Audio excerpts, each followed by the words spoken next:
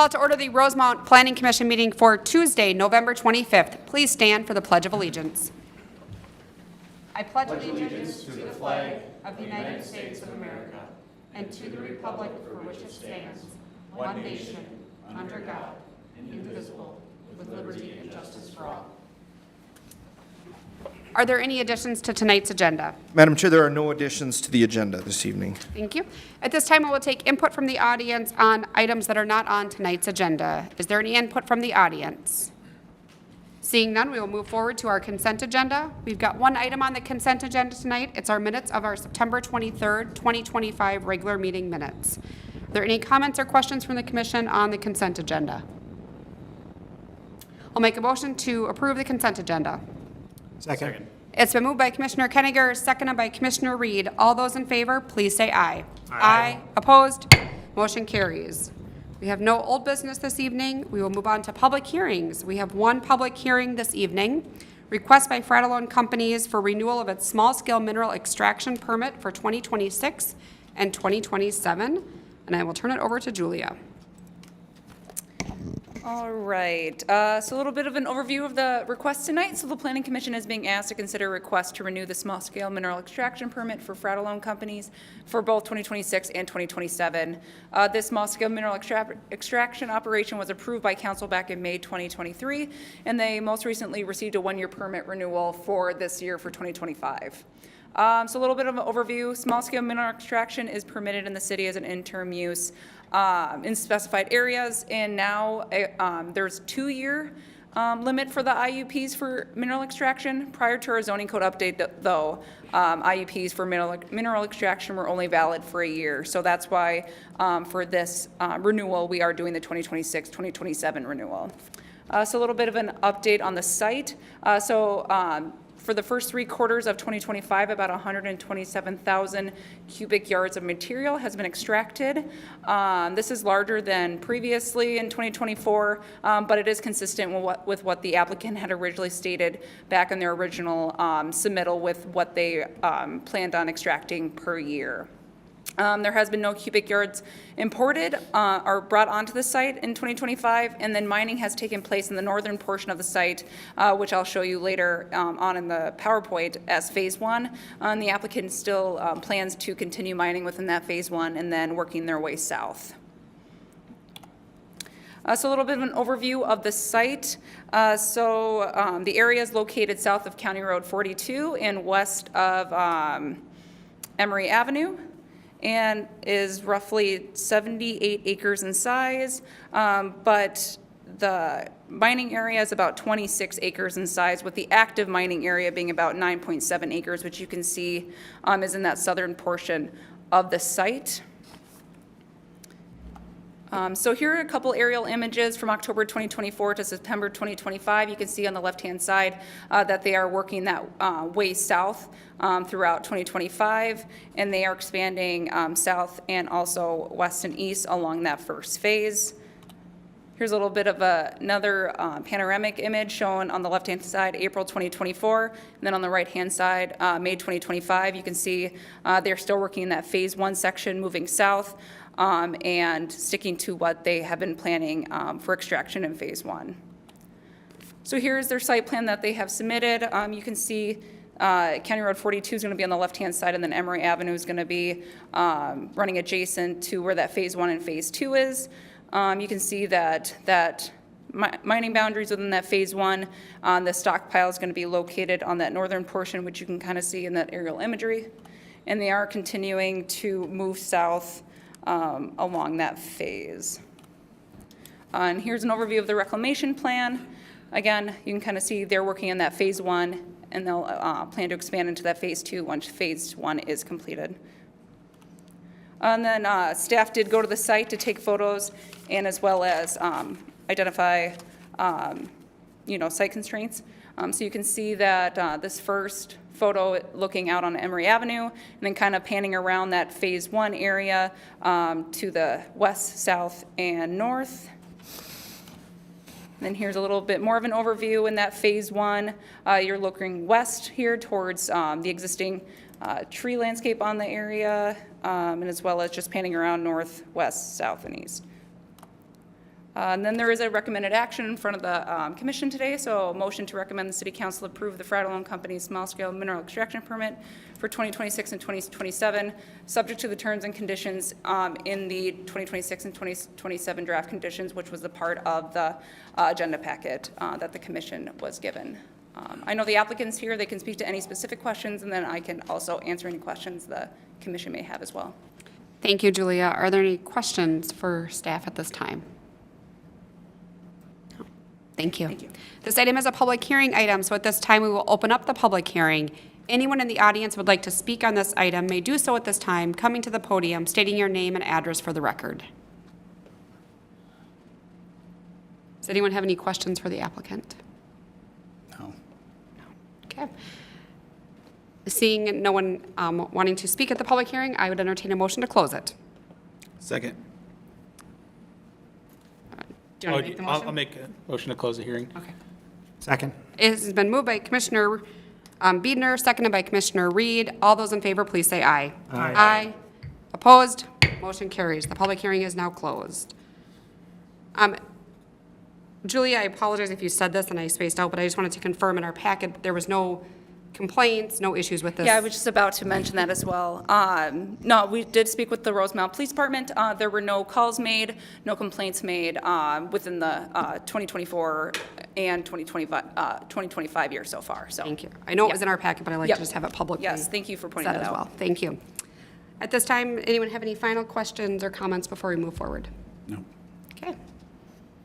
Can I entertain a motion? I'll make a motion to recommend the city council approve the FRATTALONE Company's small-scale mineral extraction permit for 2026 and 2027, subject to the terms and conditions in the attached 2026-2027 draft conditions for mineral extraction. Second. It's been moved by Commissioner Bugай, seconded by Commissioner Rivera. All those in favor, please say aye. Aye. Opposed? Motion carries.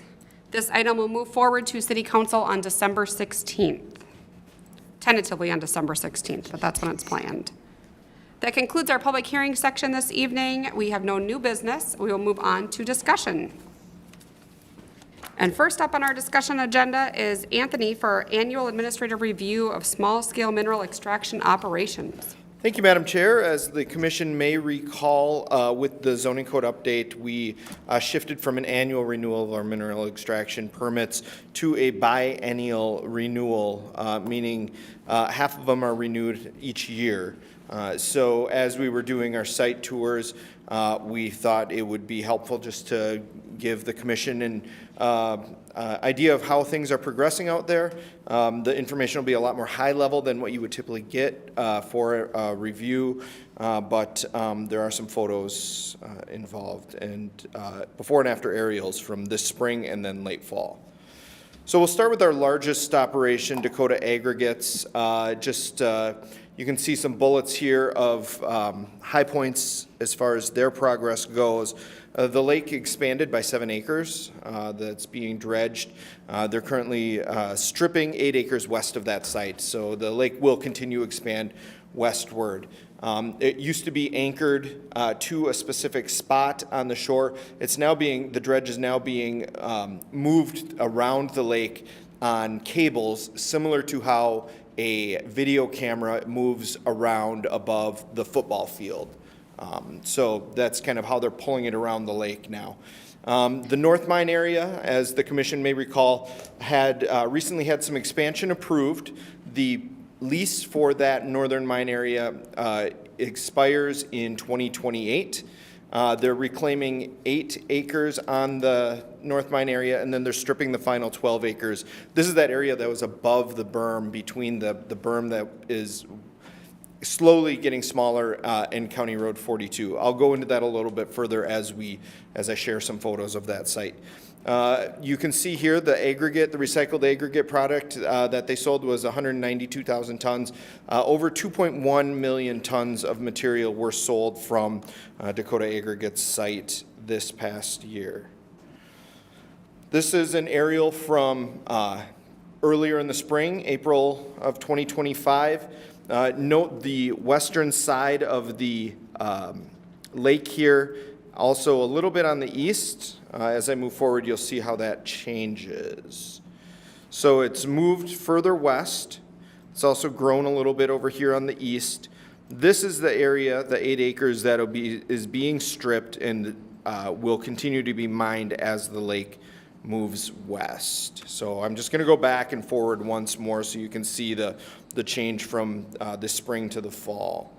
So here's in the spring, and then here is in the fall. The dredge itself has moved more this way to the southern side of the lake. This photo was from September. We toured the site earlier in November. So this is the lake as it currently exists. That pipe you can see out here is pulling up water for wash water of their aggregate materials, and then it's just pumped right back into the lake itself. Here's that dredge. You can see some of the cables here faintly. These are the ones that move it around the lake to do its dredging.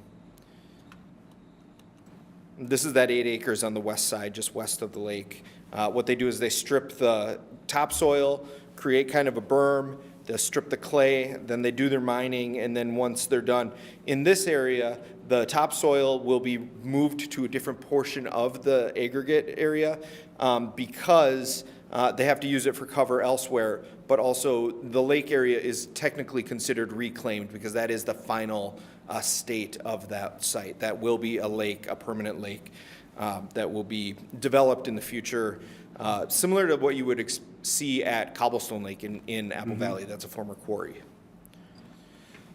This is the north mining area here in April. You can see the beginning. This area was stripped. You can see how mining is just starting up here. You can see a big pit right here with reclamation starting to happen right off of this area. And then here in September, that mining has extended quite a ways west. This pit area that I had mentioned is fully filled in. Reclamation is occurring here. Mining will start continuing further south from this site. All of this land, this green here, has been reclaimed and turned back over to the university. And also just note, here is the high school or the middle school. I'm going to go back one. You can see just some foundations and footings. It's coming along well, and even from this aerial, it's progressed quite a bit.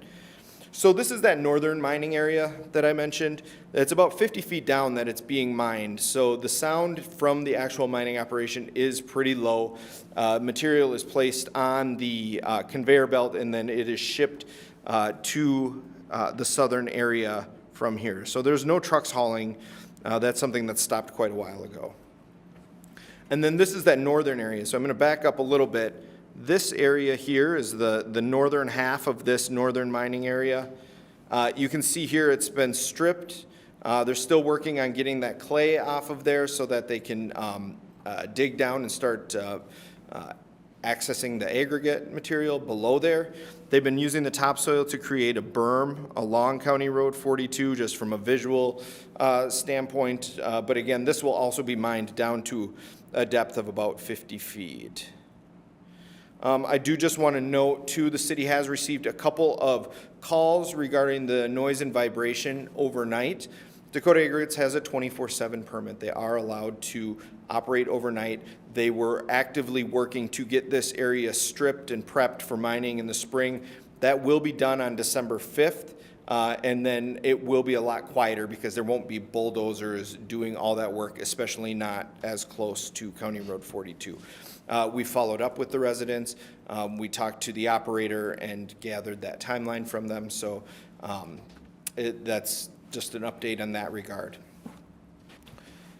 So moving on to the Schaefer mine here. Anthony? Yes. Just one quick question. When you had the Applet House at Dakota, they mentioned the dredging operation and the possibility of extending that south. Now, that wouldn't be Rosemont, I think, if it goes south. Yep. But is that a realistic plan? Is that something that's on the radar, or is that just? So the long-term plan for Dakota Aggregates is to mine on the south side of 46. That would be an Empire, city of Empire regulated and administered mining permit down there, but the long-term plan would be to have lake on both sides of 46. Okay, thanks. Okay, so this is Schaefer. This is located up Blaine Avenue, sort of across from Flint Hills Resources, back in the woods. This is a site that doesn't see a lot of activity. Staff would note that it seems a lot more graded and put together than it has in the past. Not that it was ever like out of compliance, but just seemed a little bit more, you could make out where things were put and how things were going. This picture on the right shows the active mining area. This is in the far northwest side of the site. So this is a zoomed in area. This would be that northwest side of the site. That photo was taken from over here. All those photos were taken from this part of the site. But zooming forward to today, you can see that mining is progressing in this area. That's where it's been progressing, and that's where we expect it to continue until they come in with their permit renewal. Max Steiniger is another operation off of County Road 42, west of Frattalone's pit. It's the furthest west one, closest to Highway 52.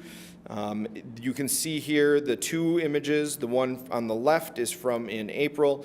The one on the right is from in November here. Not a whole lot of change. This is a pit that the construction company itself is using for its own projects. So very, very market driven for them. And then Bolander is the last one here. This one is east of the Danner site and west of the Frattalone site, just south of 42. Most of the activity is occurring in the southeast side of, or corner of this mining operation. You can see some roadways that they have going on here. Most of this area, or all of this area here, has been reclaimed. Zooming forward to November, it's a little greener just because it had the whole growing season to go, but you can see where that activity has been happening. So just back and then forth, and this is it's just progressing east. So we haven't received any calls for Schaefer, Steiniger, or Bolander, or heard from the police department that they have any concerns regarding these operations. I'm happy to take any questions the commission might have at this time, but you will be seeing a more detailed report on their renewals this time next year. Okay. Thanks, Anthony. I appreciate the update since we move to this every other year. It's nice to be able to keep in touch with what's going on with them. Does anyone on the commission have any questions or comments? No. Okay. Okay. That concludes that discussion item this evening. We will move on to our next discussion item, which is the 10-year comprehensive plan update cycle kickoff. Can we believe it's comp plan time again? I cannot, Madam Chair. I will note to the commission that my start date here was February 1st of 2016, so immediately following comp plan kickoff. We did have a different senior planner at that time who was doing most of the comp planning work. So I am looking forward to this update cycle. This is our Christmas gift, right? Comp plan kickoff? Yeah, right, exactly. So just a little background on comprehensive plans in the metropolitan area.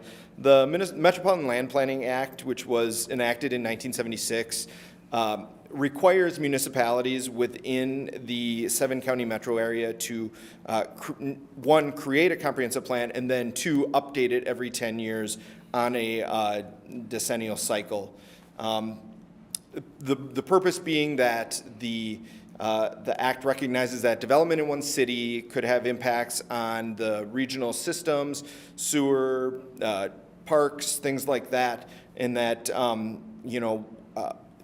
all the cities are generally interconnected. And so it's trying to manage development in a consistent rate and provide services for every community. The commission probably understands this, but wastewater, all of our sewers in the city ultimately go to a Met Council treatment facility down in Empire. There are regional parks. There's transportation needs. There's also an affordability component that the Met Council requires cities to consider and plan for providing housing that would be affordable across the metro area. And that's going specifically to that final bullet point, that plans must be consistent with the Met Council's Regional Development Guide. Each comp plan has required elements. These are listed here before you. Cities are allowed to add additional chapters and elements. For example, Rosemount had economic competitiveness, and the city received a grant from the DNR for a resiliency section. Some new sections that were not part of previous plans would be the climate section. There's some greenhouse gas emissions, things that need to be taken into account when looking at the type of development the city has. The Met Council's done a good job of putting together some handy tools that can model some of that stuff, as most planners are not also climate scientists. So the official kickoff to the comp plan update cycle is the release of system statements to each municipality within the metropolitan area. The system statement describes changes from the previous regional development plan, new requirements, things like that. It also includes information about forecasts and affordable housing provision requirements.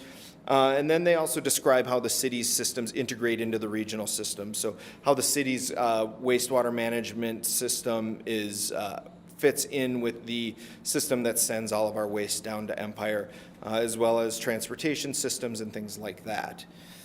So speaking of forecasts, here these tables are pretty handy. You can see here what the population forecast is in 2020 and then going forward to 2050, which is what our comprehensive plan will be looking towards. Our comprehensive plans, while they're updated every 10 years, do look forward 20 years into the future.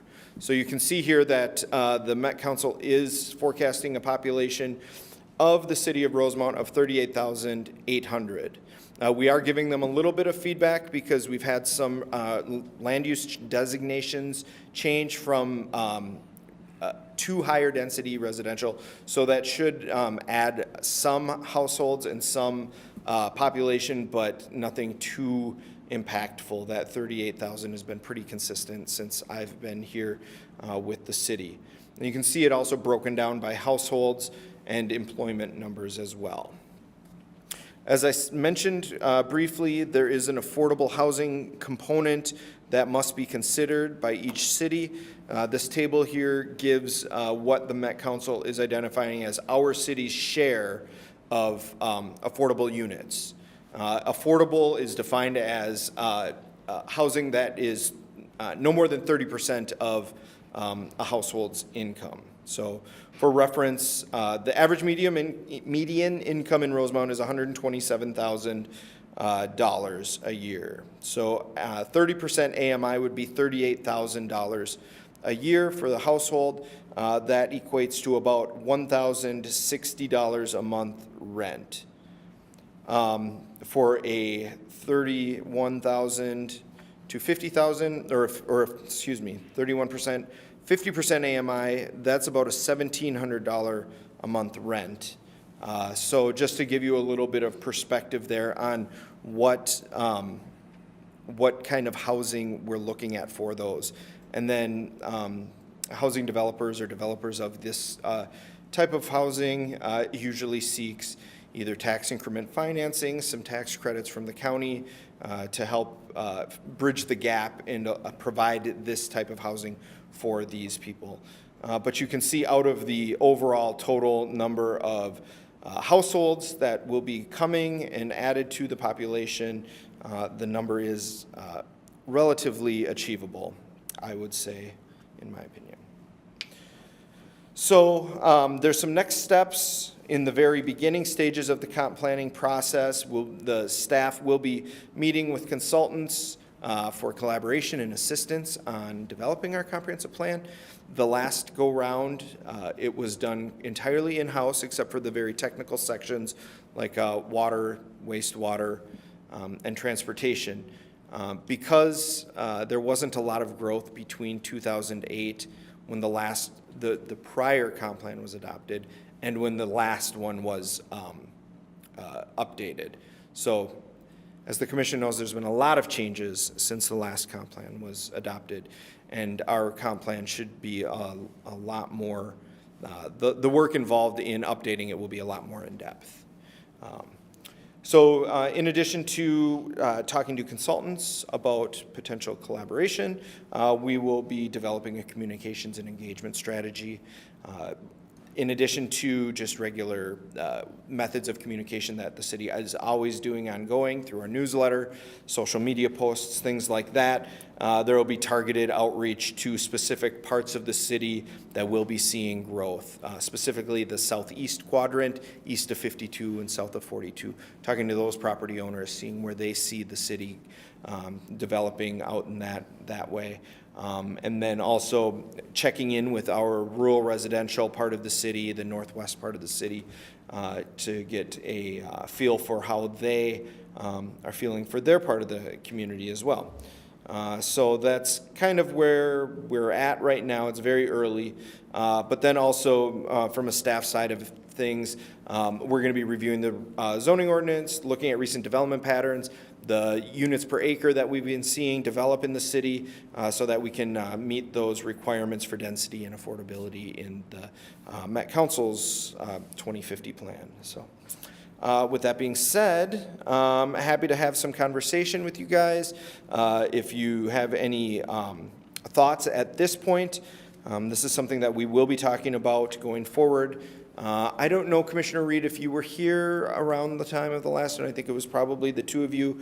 Were you here, or was it right before your time that we did our last update? 2019. Okay, so that would have been like right after the last one. So some familiarity, but it will be new for a lot of you. So yeah, we just wanted to kind of kick this off with a presentation of what's going on and see if you guys had any initial thoughts or anything like that. Anthony, maybe for those that are new and for myself as well, but it's a lengthy process. So can you give some idea of kind of when the target is to have it completed? So it is due to the Met Council by December 31st, 2028. Okay. And then they have their period to review it. Last time we did ask for an extension, partly because it was a lot of in-house work, but it is due to the Met Council December 31st of 2020. So just to put it in perspective, it's like a 3-year, it's a 3-year project. It's a long time going. And it'll be here before we know it. It will be. It goes fast. And then the other comment I would just have, the comp plan is on the website still, right? Yep. So I don't know, Liz, if maybe it would be helpful just to send it out to everybody. It is out there. You don't want to read the whole thing, but at least you could scroll through the sections. Like, I would not encourage you to read. I promise I would not go through and read it all. You'll get to read this next one plenty of times. Yeah, and Madam Chair, there's a website or a page on the city's website, and then it has each chapter as a link. The land use chapter is probably the most interesting to the Planning Commission, just because it does talk about our different land use designations and what those mean and things like that. And, you know, the names will probably change a little bit of those land use designations so that they're more consistent with what our zoning ordinance has for names of different districts. We might not have a business park land use designation. We'll just change that to an employment land use designation. But it is personally my favorite chapter of the comp plan. But yeah, it's definitely worth a look. Yeah. Last go-around, one thing I recall is thinking it would have been nice to have some joint meetings with like Utility Commission and/or the Environmental Commission, kind of hearing the same thing, you know, as you bring consultants in and we're talking about different sections. I think that'd be great if we could have, some joint meetings with them, whether that's was it alternating Tuesday work session or something, or somehow to work that in. Yeah, the second Tuesday work sessions. Yeah, our schedule had been 2 meetings a month, and the second Tuesday of the month being a work session for the comp plan. Reserving it, not always using it, but just kind of trying to keep it available. Yeah, and I think, as you're having consultants, because you're using consultants, if they're coming in to talk to one of the other groups, it might make sense for, like Commissioner Reed said, for us to be part of it at a certain point. I don't know that we have to be there every step of the way as they work through it, but certainly it would be helpful, because then I feel like we're not getting it after with additional questions. Yeah, and certainly when there's overlap, land use will drive some transportation, and land use will drive some wastewater and water supply things or parks. There's definitely overlap there because the primary chapter of the comp plan that's in your purview is the land use. I mean, the whole thing is, but land use is really where it's Right, the land meat use of is it. our most detailed chapter, but if I remember right, we hold the public hearing for Yep. for the comp plan. We sign off on all of it, like we Right. approve all of it at the end, so we have to be familiar with all of it Right. to do that. Madam Chair, Commissioner Reed, so the other things to think about from a joint meeting perspective, there will be a lot of cross discussion with City Council, Parks and Natural Resources, Utility Commission, others that all have different pieces of this update.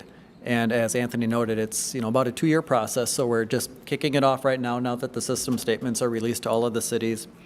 And then we'll be putting together a request for proposal or an RFP out to the consulting community. So we would expect to onboard a singular kind of overall consultant for it.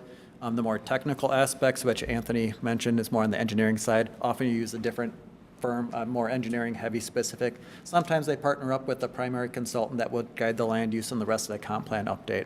We're still sorting that part out as we look to assemble that and then solicit those proposals and bring those before you and then ultimately the City Council to award a contract. Okay, and what is the timeline that you're looking to award a contract by? So it'll probably be late next summer of '26. Late summer 26? Yep, so generally, we've been saying start in earnest late '26, Okay. which then gives us the entirety of '27 and then into '28 in time to meet the Met Council turn-in deadline of December 31st of '28, which then, as Anthony said, kind of starts their process to review all of the communities within the Twin Cities, provide feedback, question, discussion back to those cities, and then at the end of those 2 years, we expect then to have final adoption and then implementation at that 2030 kind of official date. Okay. Also, one thing to, a reminder, and Commissioner Reed and Commissioner Kenninger may recall, but the Met Council does put a moratorium on comprehensive plan updates after that, during that time period, because they don't have capacity to review updates while they're also reviewing, or I should say amendments. A moratorium on amendments because they're trying to get the updates reviewed, the comp plans for everybody. So what we did last time was bring forward, I believe it was the Amber Fields comp plan amendment, the Meta site, that was a comp plan amendment from Ag Research to Business Park. And I feel like there was one other thing, but there might be a period if development starts or continues that we'll have to bring forward several that we know are in the pipeline that just we haven't received any, they're still working through it, but we're going to have a whole year where we couldn't do a comp plan amendment. So And that time period was a whole year where we can't, that moratorium is a it's whole about, year? yeah. I can't remember how long it was. Okay. So, yeah, Madam Chair, so then it really encourages or requires us to engage early on with a lot of those landowners that may be considering development or some other future plans for their property to either accelerate them or have additional dialogue with Met Council, because as you can anticipate, it is a challenging situation for active growth communities to be in, to just say, we're going, Oh, we gotta wait a year. yep, which development often doesn't work that way with contracts, purchase agreements, that type of stuff, so. Okay. Any other questions from the commission? When you guys have a consultant brought on, do they interact with the citizens and try to get input and feedback from them directly? So when the city looks at consultants and talks about contracts and things like that, there's a level of engagement. What is our budget? Does it include engagement? Is engagement something that we are capable of doing our own, and we can save that money for them to do more of the technical work and things. So it's an option, but it's also something that the city's good at in-house as well. And we've felt pretty comfortable taking that on in the That'll past. certainly be part of the selection process with a consultant, is how robust and, you know, how you can kind of throttle that budget up and down for them doing a lot of the engagement, internal, a hybrid, how they see that as a part of their proposal, which will help us as a city select the firm that's best suited for the plan that we would like to move forward with. Good question. Any other questions? Okay, No? thank you. So starts the 2050 comprehensive plan. Our last item in our discussion section this evening is our 2026 calendar. Liz? My mic's not on, so Oh. y'all can hear me. But that was just a draft of the 2026 calendar, if anybody has any big issues with it, but that's kind of what we're thinking for 2026. So thought we'd get ahead of that and So, do you want I to? was just going to say, you can see that there's 2 deviations from our normal fourth Tuesday. One going to be in March, obviously, because of the school district's spring break. So that's moved up a week on that Monday, which is pretty typical that we see each year. And then the other one that we wanted to more discuss to see what the commission felt for would be December. For 2026, Christmas does fall on a Friday. Christmas Eve is on that Thursday, so it's up to you if you'd want to do that fourth Tuesday, which is the 22nd, or if the commission would want to do the day before, which would be on Monday, the 21st. Does not have to be decided today, but just kind of keep that in mind. We do want to get this final draft out, I'd say, before the end of the year, so. Or the week before? No, it was, Oh, is it I had the just a- 21st or 22nd, yeah. She didn't give us the week before option. No, I did not. Otherwise, you run into council I meetings. did not, yeah. Right. Yep, and because of where Christmas fell during the week, I thought Monday or Tuesday would be the best, or we thought that'd be the best option, so.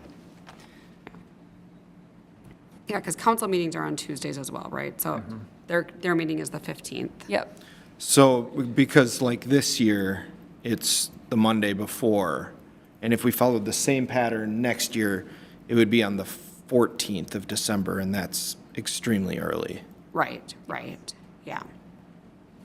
This year, it's it's on the Monday, 22nd. yeah. It's the Monday Correct. before Christmas, that, yeah.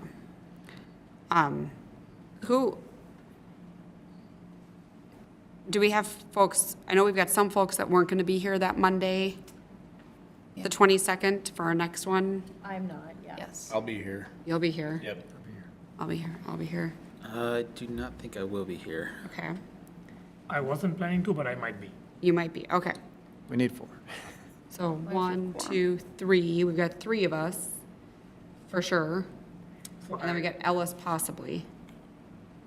I'm just wondering if if we're having problems with that week this year, I know Christmas is a day later, but if we see conflicts with that week this year, that we just might want to keep that in mind, and maybe is it an option to, say we pick the 21st or 22nd, and we maybe do a pulse check in August, September, and if we are running short at that time, maybe then we look at an option to move it up. If we can do that, that'd be great. Yeah, I think it's much. Because I think it's super hard to know, just from my perspective, if, I don't plan to be gone that whole week before, but sometimes, if you go on a trip or you do anything, sometimes people would take the whole week off to do stuff, so. We could tentatively choose a day, and then, like you had mentioned, in halfway through the year, summertime, Yeah. we can reevaluate, but maybe we could just pick a day Yeah. right now and then reevaluate mid-2026. Okay. And even after tonight, between now Yep. and our next meeting, if, I don't even know what my plans are a year from now, but Right. everybody can go back and start to be thinking about that and come prepared to the next meeting, or email Liz or any of us too, just to say, yep, I checked, that's not going to work, and then we'll at least know, because we do want to make sure that we can relatively be certain that we'll have a quorum, so 4 of you present at any of our scheduled meetings. So yes, I think we should decide at next meeting. So if you're not going to be here and you've got a preference on Monday versus Tuesday for 2026, email Liz. Is that okay, Liz? That works. So email Liz. Even if you are going to be here, if you want to let Liz know ahead of time if you've got a preference or not, that would be helpful. And then we can make a decision for 2026 at our next meeting. And then speaking of our next meeting, it appears we are very tight on a quorum.